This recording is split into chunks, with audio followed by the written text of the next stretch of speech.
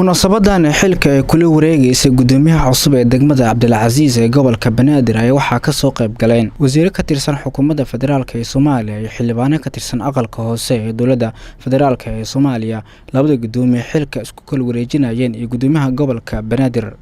ugu horeyn halkaasi waxaa ka hadlay Shirmarke Ladane oo ahaa gudoomiyihii hore ee degmada Cabdilcasiis, wuxuuna ka hadlay waxyaabihii uu qabsoomay inta xilka uu hayay.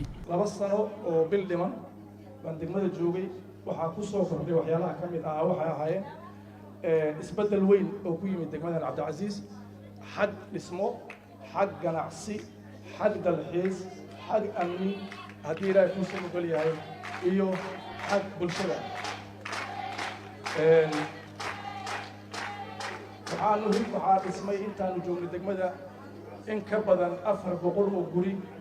Sabax Cabdilaahi Maxamed oo ah gudoomiyaha cusub ee degmada Cabdilcasiis ee gobolka Banaadir oo maanta si rasmi ah xilkeeda ula wareegtay ayaa waxa ay ka hadashay waxyaabihii ay u qaban doonto maamulka iyo shacabka ku nool degmada Cabdilcasiis ee gobolka Banaadir. waxaan ballan qaadayaa in aan la shaqeyn doono tiimkii hawshan hore u waday. idinkana waxaan ka codsanayaa inaad ila shaqeysaan si aynu u wada gudano waajibkeena wadareed ee ina wada saaran. waxaan diiradda saari doonaa haddii Allah yiraahdo aniga oo fulinaya siyaasadda gobolka Banaadir. 1 amniga degmada, 2 dib u dhiska, 3 nadaafadda iyo nalaynta, 4 soo celinta bilicda, 5 isdhexgalka bulshada iyo ilaalinta dadka danyarta ah.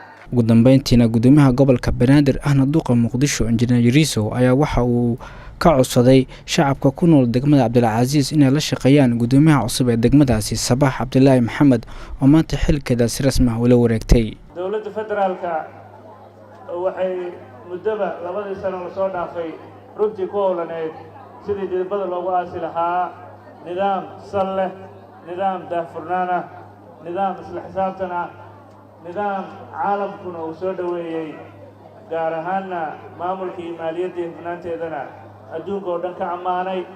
ammaantaas waxa iskale waxay tahay waa shacabka gobolka Banaadir oo kaalin mug leh ka qaatay.